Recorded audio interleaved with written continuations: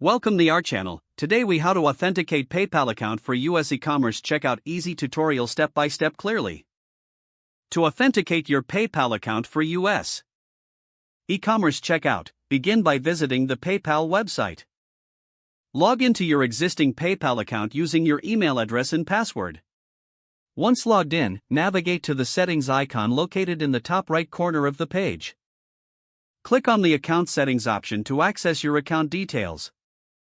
In the account settings, look for the section labeled Business Information. Select Update next to Business Information to enter or verify your business details. Ensure your business name, address, and phone number are accurate and up to date. Next, locate the Website Preferences section within the Settings menu. Click on Update next to Website Preferences to manage your checkout settings. Toggle the PayPal account optional setting to On for a smoother checkout experience. Ensure your account is set up to accept payments from customers with or without a PayPal account. Next, head to the Profile and Settings tab. Select My Selling Tools from the left-hand menu.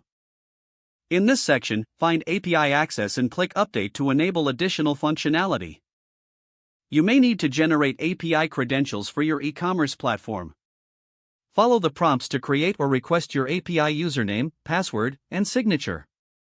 Once obtained, copy these credentials for use in your e-commerce platform. Now, go to your e-commerce platform settings or payment integration section. Paste your PayPal API credentials into the required fields. Save your changes to complete the integration process. To finalize the authentication, conduct a test transaction to confirm everything is working properly.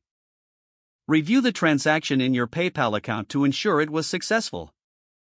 Once confirmed, your PayPal account is now authenticated for US e-commerce checkout. You are all set to start accepting payments through PayPal on your online store. If the page does not load, refresh the browser or try again in a private or incognito window.